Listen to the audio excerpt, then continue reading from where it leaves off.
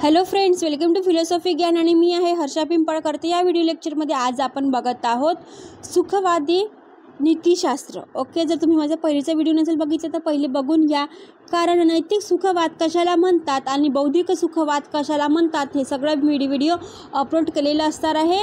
तर चला जास्त वेळ न घालविता आज आपल्या व्हिडिओला आपण सुरुवात करूया। यामध्ये आपल्याला बघायचं आहे की बुद्धिवाद आणि सुखवाद यामधलं काय असणार आहे फरक, आणि हे जे विचार आहे हे कोणाचे आहे, महत्त्वाचं म्हणजे कांटचे आहे। पहिलेच्या व्हिडिओमध्ये सांगितलं होतं आपल्याला काही सॉक्रेटिस बघायचं नाही आहे, सिझविक नाही बघायचं आहे, कुठलेच थिंकर बघायचे नाही आहे, पण आपल्याला बघायचं कोण आहे, कांट। कारण आपल्याला कांटचंच बुद्धिवाद दिलेला आहे, त्यांचं सुखवादी दिलेलं आहे। ठीक आहे, सुखवादीमध्ये तर खूप सारे येऊन गेलेले आहे, युटिलिटरिझममध्ये 3 जण होऊन गेलेले आहे, पण आपल्याला इथे कांटचीच थेअरी इथे सांगितलेली असणार आहे। आणि म्हणूनच इथे दिलेला आहे कांटचा जो बुद्धिवाद आहे, सुखवाद आहे, यामध्ये जो मूलभूत जो भेद दिलेला आहे आपल्याला तो इथे आढळत असतो। ठीक आहे, इथे भेद करून टाका, तसं प्रिंट मिस्टेक आहे, सगळं समजून घेत जा। सुखवाद इष्ट असते आणि काय असते, अनिष्ट पण असते। आता बघा, कुठली गोष्ट 2च प्रकारे असू शकते, एक तर काय असणार आहे, गुड असणार आहे, नाही तर काय असणार आहे, बॅड असणार आहे। ओके, आता याने बॅडला जे अनिष्ट म्हटलेलं आहे ते याला काय म्हटलं, इव्हिल म्हटलेलं आहे। ओके, अनिष्ट म्हणजे बॅड। एक तर इष्ट सुखवाद कसं असते, चांगलं असते, नाही तर काय असते, वांगलं असते। 2च म्हणून, एक तर चांगलं असेल मॅडम, सुख चांगलं असेल, नाही तर दुःखामध्ये असणार आहे, 2च गोष्टी असणार आहे, त्याच्या पलीकडे तर काहीच नसते। आता म्हणजे सुखवाद इष्ट, गुड आणि अनिष्ट म्हणजे इव्हिल याचा तत्वाचा प्रामुख्याने जर विचार करीत असेल तर बुद्धिवाद प्रामुख्याने योग्य म्हणजे राईट, अयोग्य म्हणजे रॉंग, या 2च गोष्टीचा विचार करावा लागणार आहे। आणि या तत्वाचा जेव्हा विचार करत असताना सुखवादानुसार कृतीची, जेव्हा आपण ॲक्शन करत असतो त्या कृतीची योग्यता काय आहे, योग्यतानुसार ती कृती चांगली आहे का, इष्ट आहे की अनिष्ट आहे, बॅड आहे का गुड आहे, योग्य आहे की अयोग्य आहे, रॉंग आहे की राईट आहे, सगळं बघावं लागते, त्या परिणामावरती ठरत असते। ठीक आहे, आणि म्हणूनच सुखवादानुसार ज्या कृतीचे आपल्याला ज्या हेतूने परिणाम सुखकर वाटत असते ती कृतीचं काय असणार आहे, त्यामध्ये आपला हेतू योग्य असावा लागत असतो। ठीक आहे, म्हणजे तुम्ही एखादी ॲक्शन करत आहात, तुम्ही बोलत आहात तोंडाने, किंवा तुम्ही म्हणाल की मला कोणाचा तरी राग आलेला आहे आणि तुम्ही ते तुमचं ॲक्शन जे आहे खूप रॉंग प्रकारे असेल तर ही कृती योग्य असणार आहे का मग बेटा, नाही, ही काय असणार आहे, रॉंग वे असणार आहे। ठीक आहे, कितीही राग आला, कोणावरचाही राग आला तरी त्याच्यावरती आपण बॅड ॲक्शन घेता कामा नये, चांगल्याच गोष्टी शिकाल तर चांगल्याच गोष्टी मिळणार आहे। ठीक आहे, आणि सगळ्यात मस्त महत्त्वाचा मित्र आपल्याला काय असते, पुस्तक असते। पुस्तक चांगली वाचाल तर तुमचा जो वे आहे, जो मार्ग आहे, तुम्हाला एकदम सुरळीत मिळेल आणि तुम्ही काय कराल, तुम्हाला चांगली अनुभूती होईल। तुम्ही तर मॅडम मला पुस्तक घेतल्यावर मला झोपच येते, अरे हो, पण ज्यांना लोकांना झोप नाही येतं त्यांसाठी पण ते चांगली गोष्ट आहे ना। म्हणजे सुख कशामध्ये आहे हे तुम्हाला कळलं पाहिजे, चांगलं आहे की वाईट आहे हे तुम्हाला कळलं पाहिजे, आणि तुमची जी कृती आहे, जे ॲक्शन आहे ती योग्य आहे की अयोग्य आहे हे तुम्हाला महत्त्वाचं असते, हे समजलं पाहिजे। आणि दुसऱ्या शब्दात जर विचार केला, सुखवादानुसार इष्ट काम आहे हे प्रथम ठरत नसून योग्य काय आहे हे त्यानंतर ठरत असते, नव्हे तर त्यामुळेच ठरत असते। ठीक आहे, म्हणजे दुसऱ्या याच्यामध्ये तुम्ही काय म्हणाल, मॅडम एखादे काम करत असाल, चांगलं काम करत असाल तर तुम्हाला पहिले त्याच्यामध्ये काय वाटते, काही रस नाही वाटत, कारण तुम्हाला येत नसते, पण जसं तुम्ही त्याच्यामध्ये पारंगत होता तुम्हाला काय वाटते, खूप चांगलं वाटते आहे ना। मला पहिले काय ते कम्प्युटर बरोबर हाताळता येत नव्हतं, पण मला जेव्हापासून चांगली ड्युटी लागलेली आहे तेव्हापासून मला तर पटकन मी अहवाल लिहून टाकते 5-10 मिनिटामध्ये, पटकन काय पटापट टाईप करते आणि पटकन सिग्नेचर घेऊन येऊन जाते आपल्या सरांची। म्हणजे याचा करता कामामध्ये जर आपण सुख बघायला गेलं तर खूप चांगलं आहे, ते काम आपल्याला इष्ट आहे, गुड आहे, आणि ते काय हे प्रथम सुखवादी असणार आहे, ते योग्य आहे, आणि हे त्यानंतरही काय असणार आहे, योग्यच राहणार आहे।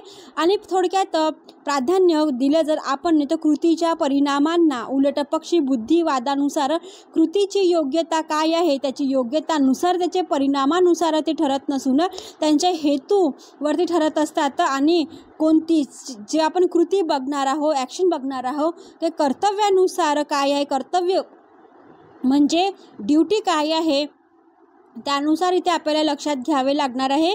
आणि ते कृती इष्ट असावी, म्हणजेच ती गुड असावी, म्हणजेच काय तर प्राधान्य परिणामांना नसून त्यांच्या हेतूला असलं पाहिजे। ठीक आहे, परिणाम तर काही निघू शकते, समजा चांगला अभ्यास केला तर तुम्ही पास होणार, अभ्यासच नाही केला तुम्ही पास नाही होणार। ओके, म्हणूनच ते म्हणतात की त्याच्याकडे विचार करायचा गरज नाही आहे, ठीक आहे, परिणामाचा त्याचा हेतू काय आहे हे महत्त्वाचं आहे. तुम्ही जर एखादं काम हातात घेतलं असेल आणि तुम्ही प्रामाणिकपणे काम केलं असेल तर तुम्हाला आज नाही तर उद्या काय ना सक्सेस मिळणार आहे. त्याच्या हेतूकडे बघा, त्याच्या परिणामाकडे बघू नका. ठीक आहे, म्हणूनच ते म्हणतात की चांगला मनुष्य जर गुड मॅन असेल की जो योग्य कृती नित्य करीत असेल आणि योग्य कृती तिचं जी आपण म्हणू की कर्तव्याच्या जाणीवेतून जर करत असेल तर संक्षेपपणे आपल्याला सुखद प्रवृत्तींना महत्त्व देता येईल. म्हणजे बघा, एखादा चांगला मनुष्य आहे ज्याने कोणाचं पण काही वाईट नाही केलेलं आहे, तो जर चांगल्या गोष्टी ऐकत असेल, चांगल्या गोष्टी करत असेल, योग्य करत असेल तर त्याच्या काय ते सुखामध्ये भरच पडणार. त्याने जर एखाद्याच्या कामामध्ये काळ्या करत गेला तर लोकही त्याला का सोडणार आहे का? नाही. म्हणून आपलं काम करायचं, दुसऱ्यांच्या याच्यामध्ये ढवळाढवळ करायची नाही. कामामध्ये काही नाही आलं तर विचारून घ्यायचं, विचारायला काही पैसे लागत नाही. ठीक आहे, आणि म्हणूनच ते म्हणतात की जेव्हा तुम्ही चांगला हा गुड मॅन म्हटलं, ठीक आहे, इष्ट म्हटलं की तुमच्या पण सुखवादामध्ये त्याच्यामध्ये प्रवृत्तीमध्ये खूप महत्त्व इथे होणार आहे, महत्त्व प्राप्त होणार आहे. तर बुद्धिवाद कर्तव्याला ड्युटी म्हणत असते, आपल्याला दिसत असते, आणि सुखवाद भावनेवरतीच आधारित आहे. तर बुद्धिवाद बुद्धीवर आधारित आहे, बरोबर आहे. सुख म्हणजे काय तर इमोशनल वे, मला चांगली गोष्टी मिळालेली आहे आयती होईती तर मी काय करणार, अरे वा किती चांगला व्यक्ती आहे, किती चांगली आहे माझी बहीण, किती चांगला माझा भाऊ आहे असंच म्हणून आपण. पण तेच जर आपण बुद्धीवर आधारित आहे. आणि दुसऱ्या महत्त्वाचा भेद म्हणजे काय तर आपल्याला असे आढळते की सुखवादाचा जेव्हा संबंध विशेषतः उपयुक्तवादाचा जेव्हा मानव जातीशी इथे आपल्याला पाहायला मिळत असते तर ते महत्त्वाचं असणार आहे. म्हणजे संबंध कसा असला पाहिजे, विशेष असला पाहिजे, आणि तेही उपयुक्ततावादी म्हणजे युटिलिटरियलिझमनुसार असला पाहिजे, तेही मानव जातीचा असला पाहिजे ना, मेनकाइंडचा असला पाहिजे. इथे आपल्याला बघावं लागणार आहे. मानवात आढळणाऱ्या सुखद प्रवृत्तीवर सुखवादाचे तत्त्व असले पाहिजे. कांटचा बुद्धिवाद मात्र सर्व बुद्धियुक्त प्राण्यांशी संबंधित आहे, कारण ड्युटी फॉर ड्युटी कोणी सांगितलेले? कांटने. आपल्याला रॅशनल तरीकेने कोणाचा उपयोग करायचा आहे, इथे आपल्याला कांटचाच इथे विचार करावा लागणार आहे. आणि म्हणूनच कांटच्या मते नैतिक तत्वे ही बौद्धिक, देव, माणूस आणि परमेश्वर म्हणजे गुड या सर्वांचा सारखीच इथे पडत असतात. कारण कृतीची योग्यता ही जी बुद्धीनुसार ठरत असते, आणि वरील व्यक्ती बुद्धियुक्त आहे असा कोण म्हणतात तर कांटचा इथे समज आहे. म्हणजे कांट काय म्हणतात, सगळेच इथे जेही दिसत आहे ते सगळे बुद्धिवादी आहे, बुद्धीने काम करणारे आहे, ते देव, माणूस आहे, मनुष्य आहे, गॉड आहे, परमेश्वर आहे. काय योग्य कृती, काय ॲक्शन असले पाहिजे हेही त्यांना समजते, आणि तेही काय आहे, सगळेच वरील व्यक्ती जे आहे सगळंच जे करत आहे काम ते काय आहे, व्यक्ती बुद्धियुक्त आहे. जे व्हिडिओ ऐकत आहे तेही बुद्धिवादी आहे, मी बनवणारे तेही बुद्धिवादी आहे. म्हणजे काय तर रॅशनल तरीकेने आपण काम करत आहोत, ठीक आहे, असं कोण म्हणतात, कांट म्हणत आहे. आणि वरील भेद लक्षात ठेवले की कांटचे जे नैतिक तत्वाकडे जर आपण वळलो तर त्यांची नैतिक तत्वे कोणत्या मानसशास्त्रीय तत्वावरती आधारित आहे.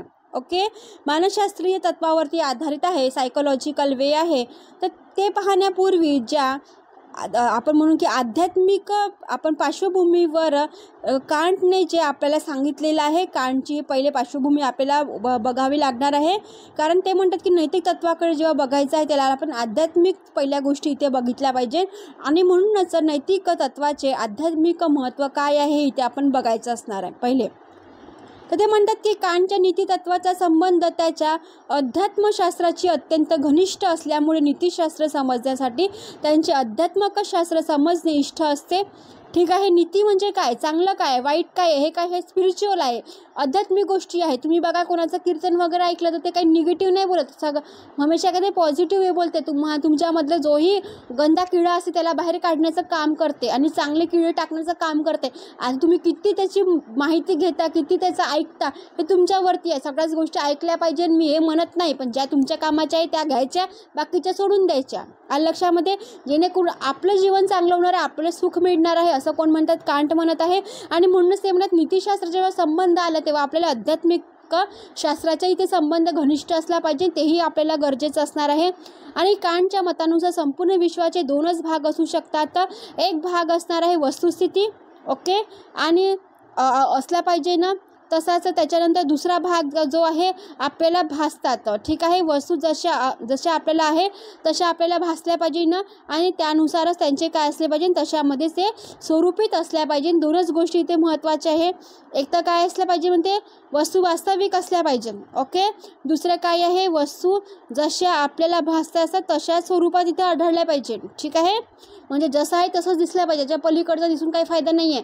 वस्तू जर तुम्ही बघितली, इथे 3 त्रिकोण आहे तर तुम्हाला काही त्याचा चौथा इथे भाग दिसणार नाही आहे, लक्षात ठेवायचं, ठीक आहे. म्हणजे जे गोष्ट जशी आहे प्रत्यक्ष रूपात दिसत आहे तेच दिसली पाहिजे. आता आपण बघूया कांटचे नीतितत्व. सगळ्यात महत्त्वाचं आहे कांट्स मोरल प्रिन्सिपल काय आहे, त्यांनी कुठले तत्व मांडलेले आहे. कांटचे नीतिविषयक मत खालील विधानाच्या सहाय्याने स्पष्ट करता येते. पहिलं, कांटचे नीतिविषयक मत प्रामुख्याने त्यांच्या मेटाफिजिक्स ऑफ मोरल या पुस्तकात सांगितलेले आहे. ही त्यांची खूप महत्त्वाची पुस्तक आहे, मेटाफिजिक्स ऑफ मोरल. त्यामध्ये त्यांनी नीतिविषयक जे तत्व आहे हे ते सांगितलेलं असणार आहे.